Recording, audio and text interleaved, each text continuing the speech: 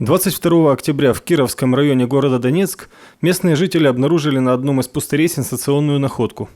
На заброшенной дороге разбросаны десятки огромных полиэтиленовых мешков, набитых тем, что еще недавно было украинскими гривнами. В то время как бюджетники, пенсионеры и социально незащищенные категории граждан Донбасса месяцами не получали пенсии и пособия, местное управление Национального банка Украины уничтожило миллионы гривен.